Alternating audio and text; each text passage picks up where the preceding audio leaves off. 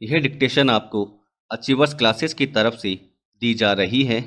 आपकी डिक्टेशन अगले 3 सेकंड में शुरू होगी। 3, 2, 1 स्टार्ट। कोविड की मार का सबसे बड़ा असर कहीं देखने को मिला तो वह है पर्यटन क्षेत्र।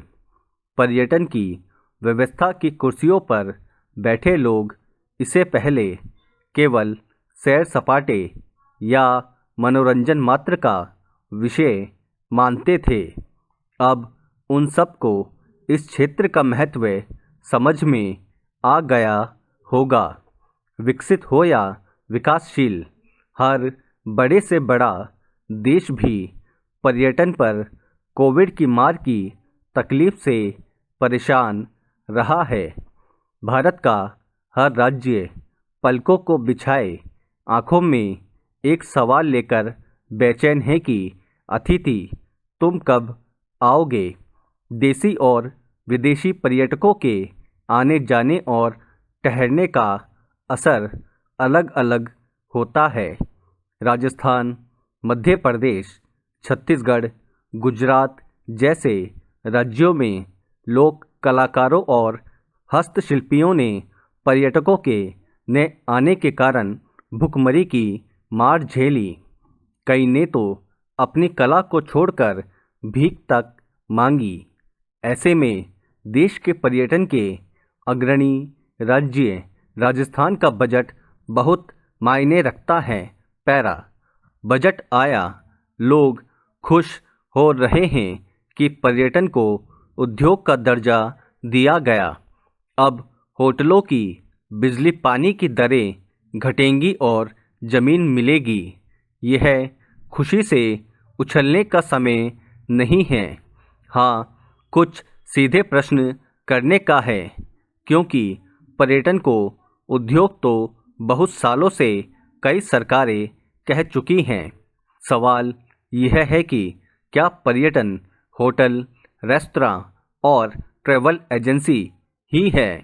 मुश्किल तो यह है कि पर्यटन खुद में कुछ नहीं है, बल्कि अनेक मसालों से मिलाकर बना एक स्वादिष्ट व्यंजन जैसा है, जिसमें रोज एक नई सोच का तड़का नहीं लगाया जा सकता।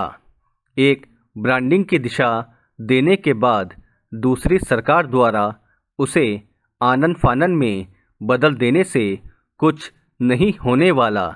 अब बजट में फिर से ब्रांडिंग का जिक्र किया गया है। कभी यह कभी वह से काम नहीं बनता। विशेषज्ञों पर विश्वास नहीं करेंगे तो बजट में कितनी ही घोषणाएं क्यों न हो, असर नहीं होगा। बदलना है तो उन पर्यटन स्थलों के सूरत हालात को बदले जहां पर्यटक आना चाहते हैं। राजस्थान की संस्कृति उसका बड़ा आकर्षण है। जो चीज़ें पर्यटन के प्रसार और प्रचार पर सीधा असर डाल सकती है, उन्हें पर्यटन उद्योग की नीति में शामिल किया जा सकता है। वह चाहे कोई गैलरी हो या छोटा संग्रहालय। नीति बनाते समय इस पर ध्यान जरूरी है, क्योंकि पर्यटन कोई फैक्ट्री नहीं है।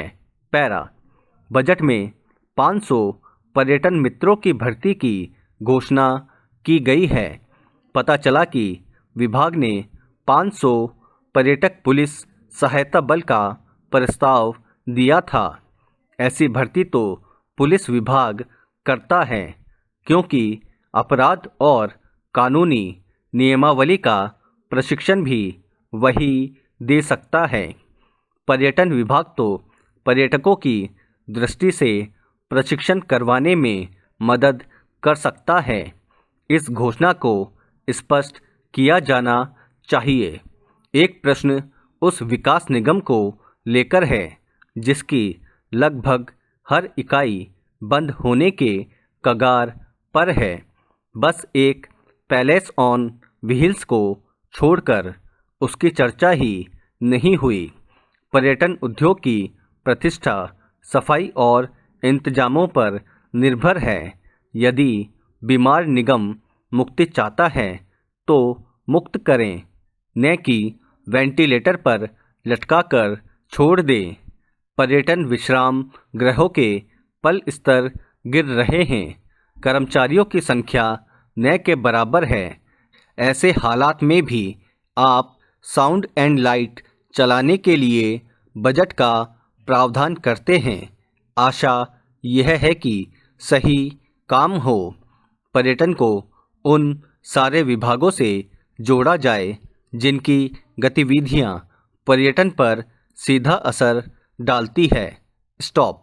दोस्तों, अगर आप चैनल पर नए हैं तो चैनल को सब्सक्राइब करना ना भूलें और बेल आइकन पर क्लिक करें। Thank you.